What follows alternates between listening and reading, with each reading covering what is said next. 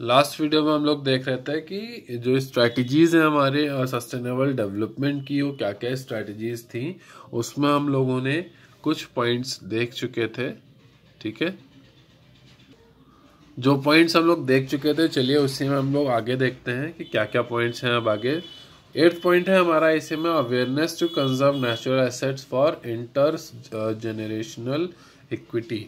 तो ये क्या है, इसमें क्या है, inter generational equity means equal opportunities for the present and future generation. ठीक है, तो इंटर जनरेशन इक्विटी मींस क्या होता है कि जो भी इक्वल अपॉर्चुनिटीज होनी चाहिए जो फ्यूचर जनरेशन है और जो प्रेजेंट जनरेशन है, दोनों के लिए। किसके लिए? To grow and prosper. ठीक है, the Indians are highly conscious of inter generational equity at the micro level. ठीक, जो इंडियंस हैं वो ज़्यादा ही कॉन्शियस हैं इंटर जनरेशनल इक्विटी के लिए। किस लेवल पे है? माइक्रो लेवल पे है। At the family level we shall do our best to preserve our asset for the benefit of our future generation. अगर हम लोग फैमिली लेवल पे देखा जाए तो क्या करते हैं हम लोग, हम लोग सब कुछ करते हैं, अपना बेस्ट से बेस्ट देते हैं। किसके लिए? कि जो हमारी एसेट्स है उसको इस तरीके से प्रिजर्व किया जाए तो हमारी जो आने वाली जनरेशन है वो उसके बेनिफिट्स को यूज कर सके।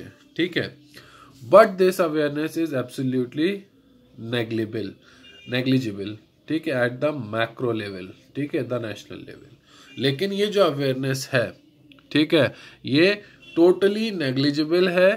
किस लेवल पे? अगर मैक्रो लेवल पे बात करें, माइक्रो लेवल पे तो हाईली कॉन्शियस है, लेकिन मैक्रो लेवल पे क्या है कि वो टोटली नेग्लिजिबल है। ठीक है, seldom we think of conserving our natural wealth for the future generation. इसकी जगह पे हम लोग क्या देख रहे हैं, जो हमारी नेचुरल वेल्थ है उसको हम लोग क्या कर रहे हैं? कंजर्व कर रहे हैं। किसके लिए? जो फ्यूचर जनरेशन है उनके लिए। ठीक है, of course there are examples like Chipko movement in the north and Appiko movement in the south as attempts to stop tree feeding.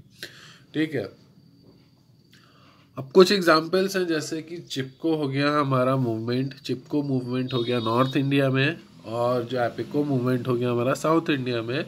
ये इनका मेन मोटिव क्या है? As attempts to stop tree feed if felling. ठीक है, पेड़ों की कटान को रोकना इनका मेन मोटिव है। But such examples are yet to culminate into a national awareness to save environment and natural assets for the future generation। ठीक है, ये जो एग्जाम्पल्स हैं, क्या ये पूरी तरीके से फिट नहीं बैठ रहे? किसके लिए? अवेयरनेस फैलाने के लिए कि अपने एनवायरनमेंट और नेचुरल एसेट को सेव किया जाए फ्यूचर जनरेशन के लिए। ठीक है, आगे बढ़ते हैं इसी में। 9th पॉइंट है हमारा। अब जैसे यहाँ पे आप ये 9th पॉइंट देखने से पहले हम लोग एक एग्जाम्पल देखते हैं। ठीक है, या आप यहाँ पे एक पिक्चर देख रहे होंगे। इसमें क्या देख रहे हैं आप कि एक यहाँ पे लकड़हारा है, वो अपना कुल्हाड़ी लेके आ रहा है। ठीक है, लेकिन इसमें क्या दिखाया गया है कि हर पेड़ के पास एक आदमी चिपका हुआ है। पीछे भी देख रहे हैं आप शैडोज में, और यहाँ आगे भी देख रहे हैं, इस पे भी देख रहे हैं।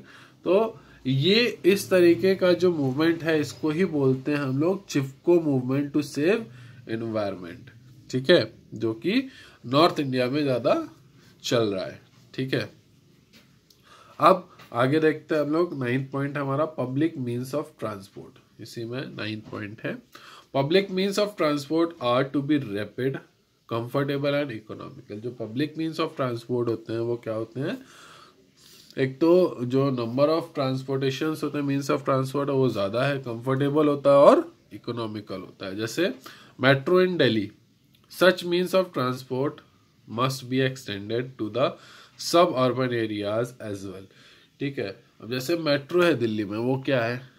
पब्लिक मीन्स ऑफ ट्रांसपोर्ट है एक तरीके से। ठीक है, और इकोनॉमिकल है। ठीक है, तो इस तरीके के मीन्स ऑफ ट्रांसपोर्ट को क्या करना चाहिए कि जो सब अर्बन एरियाज है, ठीक है, उसमें भी इनको पहुंचाना चाहिए, जिसको कि जैसे हम लोग बोलते हैं आउटर एरियाज, ठीक है। This will cut the private vehicular traffic in and around the metro cities.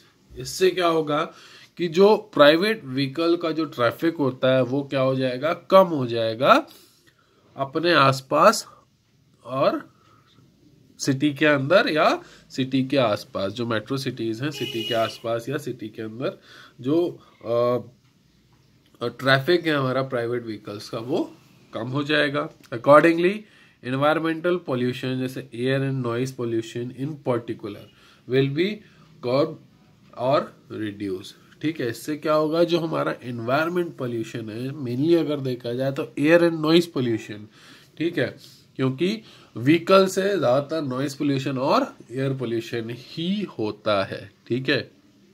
तो इस पोल्यूशन में क्या आ जाएगी, कमी आने स्टार्ट हो जाएगी, ठीक है। आगे बढ़ते हैं,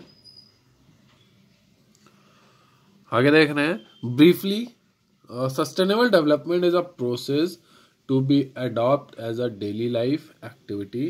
तो अगर हम लोग देखा जाए तो हम लोग को ये जो सस्टेनेबल डेवलपमेंट होता है इसको हम लोग को अपनी डेली लाइफ में अडॉप्ट करना चाहिए, ठीक है।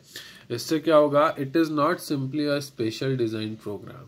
ये कोई स्पेशल डिजाइन प्रोग्राम नहीं होता है, ठीक है, या स्पेशली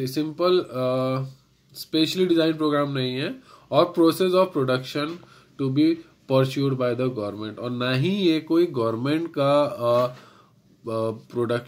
प्रोसेस है, प्रोग्राम है, ठीक है, जो कि गवर्नमेंट के थ्रू ही परस्यू किया जाएगा, ऐसा कुछ भी नहीं है इसमें, ठीक है। It is more about our awareness of the implications of what we are doing as producers and consumers।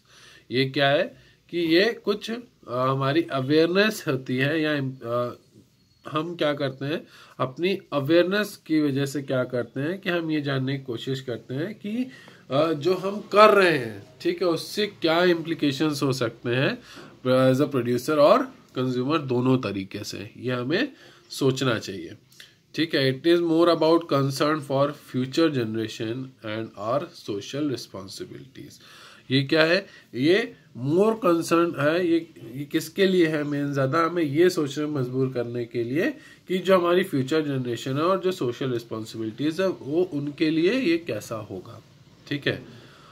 More than mandatory cost, it involves real cost in terms of our efforts for the betterment of society as a whole, ठीक है।